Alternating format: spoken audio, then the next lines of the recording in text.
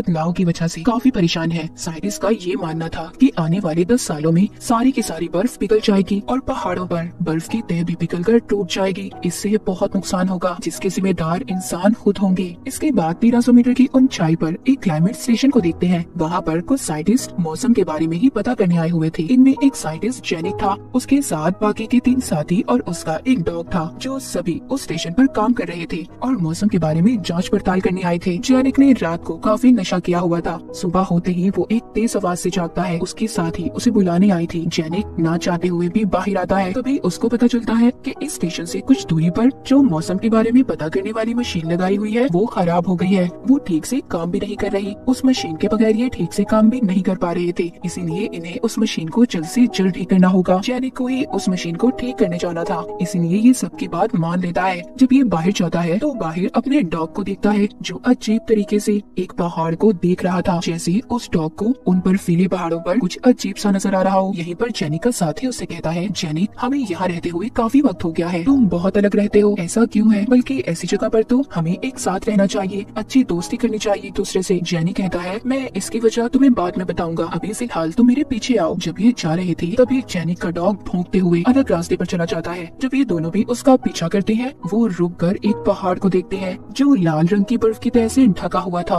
वो इस बर्फ को देखकर हैरान भी थे और खुश भी। इसीलिए यहाँ पर जेनिक का साथी इस बर्फ का सैंपल ले लेता है ताकि बाद में ये इस पर जांच कर सके। जेनिक को पास ही गुफा से अजीब सी आवाजें भी आती हैं, लेकिन वो इस बात पर ध्यान नहीं देता और क्लाइमेट मशीन का ट्रांसफार्मर ठीक करने लगता है। पर उसका डॉग उस आवाज का पीछा करता हुआ गुफा तक चला जाता है। वहीं पर पत्थरों के पास एक लोमड़ी थी जो अजीब से सांस ले रही थी। उसके पेट में कुछ हिल भी रहा था। अचानक से उस लोमड़ी का पेट फट जाता है। बाहर जेनिक को अपने डॉग के रोने की आवाज भी आ रही थी, इसीलिए ये जल्दबाजी में जब उठने लगता है तो इसका सर टकरा जाता है। इसका साथी भी पहाड़ से गिर गया था। जब ये जाकर देखते हैं तो इसका डॉग रो रहा था। उधर ही ये लोमड़ी की लाश को भी देखते हैं, पर इसके डॉग के जिस्म पर भी अजीब सी चोट का निशान था। गुफा के अंदर से और भी अजीब सी आवाजें आ रही थी, पर जेनिक उन पर कोई ध्यान नहीं देता और अपने डॉग को बाहर ले आता है। ये वापस से अपने स्टेशन पर आ गए थे। जेनिक का साथी वो बर्फ का सैंपल अपनी दूसरी साथी को देता है जो अपने साथ लाया था। इनकी साथी उसे चेक करती है, कहती है ये अजीब चीज है, कोई अजीब बैक्टीरिया जो इंसान या फिर जानवरों से मिलकर अजीब सी क्रिएचर पैदा कर रही है। वो जेनिक से कहती है, जहाँ से तुम्हें ये सैंपल मिला है तो मुझे उस ग्लेशियर पर लेकर चलो, मैं और भी सैंपल लेकर उन पर रिसर्च करना चाहती हूँ। जेनिक कहता है, रात को मैं बाहर नहीं जाऊंगा, इस वक्त तो कभी नहीं। गुफा के पास एक खतरनाक लोमड़ी फिर रही है। उसके साथी उससे कहती है, जेनिक अब तुम ये बहाना कर रहे हो, गुफा के पास कोई खतरा नहीं है। लेकिन ये फिर भी अगले दिन जाने का फैसला करते हैं। इनका एक साथी कहता है, 2 दिन बाद प्राइम मिनिस्टर अपनी टीम के साथ आने वाली है, तो हम में से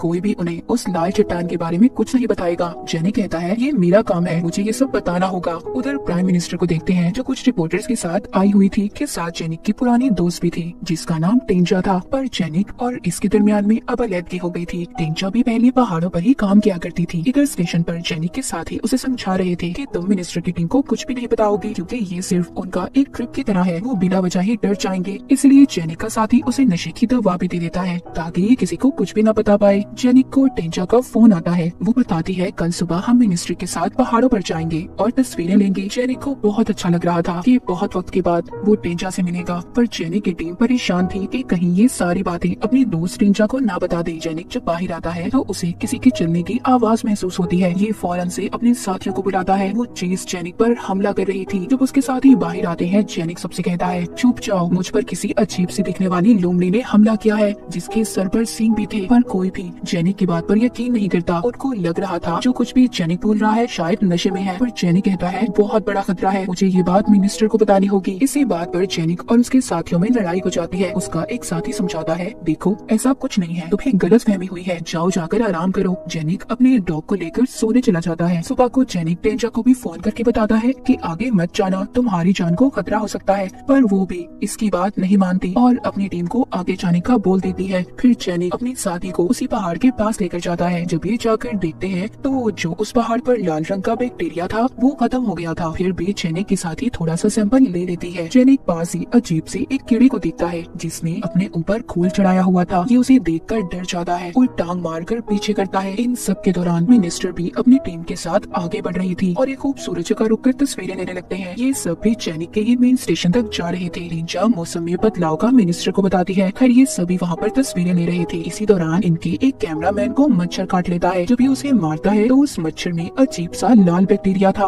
उधर स्टेशन पर जब जेनी और उसके साथी अजीब से कीड़े पर रिसर्च कर रहे थे तो वो हिलने लगता है, जिससे सब डर गए थे। उनकी साथी कहती है इसके अंदर वही लाल बैक्टीरिया है जो उस पहाड़ पर से मिला था। वो बताती है ये अजीब कीड़ा लोमड़ी और मच्छर के डीएनए से मिलकर बना है और ये लाल बैक्टीरिया है जो जानवरों के डीएनए से मिलकर अजीब से क्रिएचर पैदा कर सकता है। वो कहती है जो वो लाल बैक्टीरिया जिस पहाड़ पर था उसकी बर्फ जब पिघली होगी तो वो पानी में शामिल हुई होगी, जिस पानी को लोमड़ी ने पिया होगा, और मच्छर जिसको उसने खाया होगा। इन दोनों के डीएनए से मिलकर ये कीड़ा पैदा हुआ है। जेनी कहता है अगर इसी तरह का कोई और जानवर इंसान को काट ले तो क्या होगा। वो बताती है अगर ऐसा हुआ तो इंसान का दिमाग भी जानवर की तरह हो जाएगा। जिसके बाद जेनिक अपने कमरे में जाता है और अपने डॉग को देखता है। उसे समझ आ गई थी कि उसके डॉग के पेट में भी कोई क्रिएचर है जो आहिस्ता आहिस्ता बड़ा हो रहा है। जेनी एक बार फिर टिंचा को फोन करता है, कहता है कि अभी तुम जिस रास्ते से आ रहे हो उधर लाल बैक्टीरिया वाले जानवरों का खतरा हो सकता है, तुम्हें दूसरे रास्ते से आना चाहिए। टिंचा अपनी टीम को बताती है। वो जब जेनिक से बात कर रही थी तो अपने डॉग की रोने की आवाज को भी सुनती है। कहती है जेनिक अभी तुम कुछ मत करना, मैं आ रही हूँ, हम मिलकर उसे बचा लेंगे। उधर जिस कैमरामैन को मच्छर ने काटा था उसकी हालत भी खराब हो रही थी, लेकिन वो बेचारा सोचता है शायद उसके साथ ही सब थकावट से हो रहा है। तभी यहाँ पर हम एक लड़की को भागते हुए देखते हैं जिसका पीछा लाल बैक्टीरिया वाली चील कर रही थी। उस लड़की का पाँव पत्थर से टकरा जाता है, वो गिर जाती है और वो खतरनाक चील उसके पाँव पर बार बार वार कर रही थी। उधर स्टेशन पर जेनिक अपनी टीम से कहता है मैं इन सब के बारे में मिनिस्टर को बता दूंगा, पर उसकी टीम के लोग उसे मना करते हैं। कहते हैं पागल मत बनो, इस लाल बैक्टीरिया वाली बात से लोग फजूल में डर जाएंगे और ड्रामा बनेगा। हम इस पर रिसर्च करके कोई ना कोई हल निकाल लेंगे और देखो फिर हम मशहूर भी हो जाएंगे। पर वो उनकी किसी बात पर यकीन नहीं करता।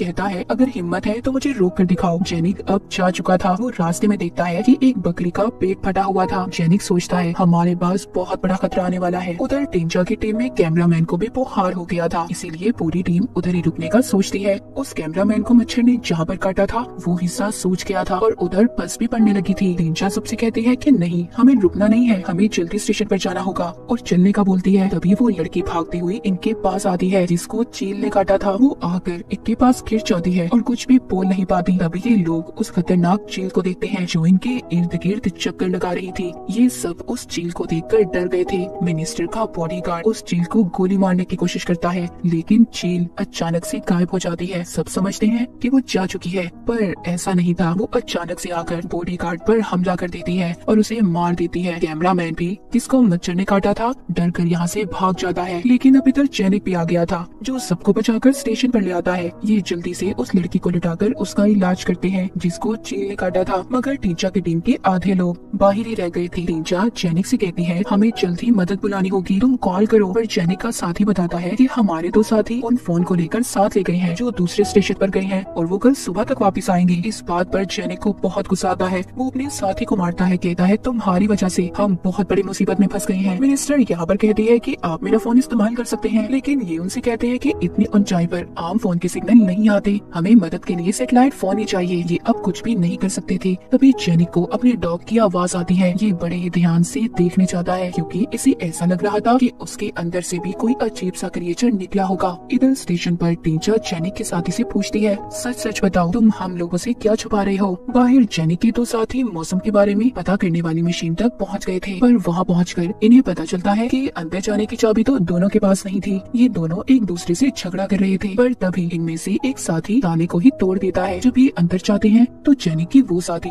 जो उस कीड़े पर रिसर्च कर रही थी वो उसको अपने 7 डब्बे में बंद करके लाई थी। जब ये उसे खोलते हैं वो क्रिएचर अचानक से उसके मुंह पर चिपक जाता है। जब ये उसको खुद से छुड़वाने की कोशिश करती है तो इसका साथी एक पत्थर उठाकर उसके सर पर मारता है। वो कीड़ा क्रिएचर तो दूर चला गया था, पर जेनिक के साथी ने अपनी दूसरी साथी को मार दिया था। इधर स्टेशन में टिंचा को भी लाल बैक्टीरिया वाले जानवर का पता चल जाता है। वो बहुत गुस्सा होती है, कहती है इतने बड़े खतरे के बारे में उन्हें क्यों नहीं बताया। जब ये जेनिक के पास जाती है तो अपने डॉग को देखती है। जेनिक उसको अपने डॉग का पेट दिखाता है जिसमें कोई चीज चल रही थी। वो जेनिक को एक इंजेक्शन देती है, कहती है इसका यही हल है। पर जेनिक अपने डॉग को खत्म करना चाहता था क्योंकि उसकी तकलीफ वो और नहीं देख सकता था। स्टेशन के अंदर मिनिस्टर को गुस्सा आ रहा था कि इतनी बड़ी बात इन लोगों ने इनसे क्यों छुपाई। वो जेनिक के साथी की पिटाई करने लगती है, पर जब जेनिक अपने बाकी के साथियों को ढूंढने जा रहा था जो दूसरे स्टेशन पर गए थे, अचानक से वही साथी आ जाता है जिसको जेनिक ढूंढने जा रहा था। वो स्टेशन पर आ गया था और इसने अपने दोस्त को भी मार दिया था। वो आकर कहता है जल्दी से दरवाजा बंद कर लो क्योंकि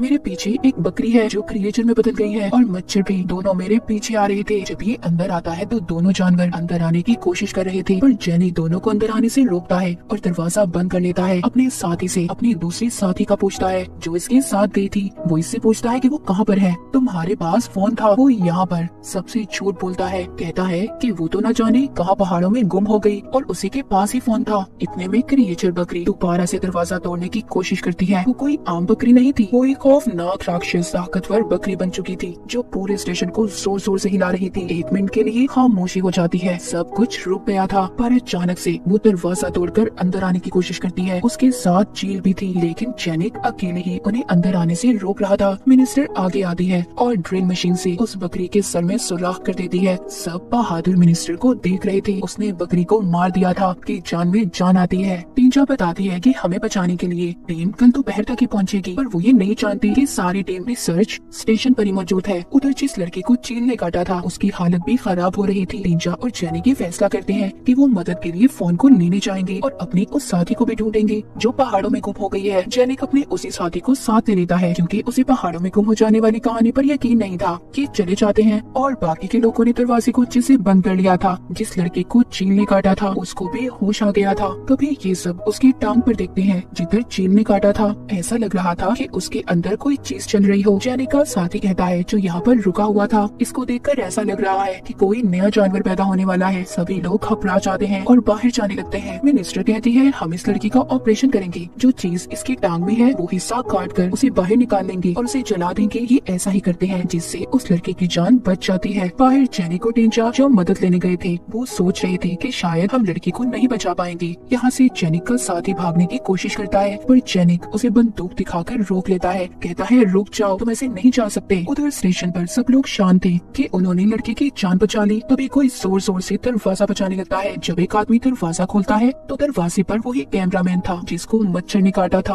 उसका चेहरा अजीब सा खौफनाक छालों से भर गया था। वो सबसे यही कह रहा था कि प्लीज कोई तो मेरी मदद करो, कोई तो मुझे बचा लो। लेकिन तभी उसकी छालों में से कीड़े बाहर आने लगते हैं। सबके सब डर गए थे। वो बेचारा डर कर आग पर गिर जाता है जिससे उसके पूरे जिस्म में आग लग गई थी और बाहर भाग जाता है। मिनिस्टर भी जल्दी से दरवाजे को बंद कर लेती है। बाहर जेनिक और टीजा स्टेशन पर पहुंच गए थे जहाँ पर जेनिक का साथी अपनी दूसरी साथी को ढूंढने का नाटक कर रहा था जिसको ये मार चुका था। जेनिक और टीजा ने अपनी साथी की लाश को देख लिया था। तभी जेनिक का साथी अपनी बंदूक दिखाकर उन्हें धमकाता है कि खबरदार इस बात के बारे में अगर तुमने किसी को भी बताया। जब टीजा इसके पास आती है तो ये उस पर भी बंदूक से वार करता है और जेनिक को मारने की कोशिश करता है। इसी उसमें गोली चल जाती है और सारी गुफा रोशन हो गई थी। पर तभी गुफा से एक अजीब सी राक्षस मकड़ी और लोमड़ी बाहर आते हैं और जेनिक के साथी को चीर फाड़ कर खा जाती है। जब उन जानवरों का ध्यान जेनिक और टीजा पर जाता है दोनों वहाँ से भागने की कोशिश करते हैं। जेनिक को तो लोमड़ी ने पकड़ लिया था, पर टीजा उसे बचा लेती है। वो लोमड़ी पर वार करके उसे मार देती है। फिर ये अपनी उस साथी की लाश के पास जाते हैं जिसके पास सैटेलाइट फोन था और मदद बुलाते हैं। सुबह भी हो चुकी थी। जब ये दूर से देखते हैं तो स्टेशन पर से धुएं उठ रहे थे।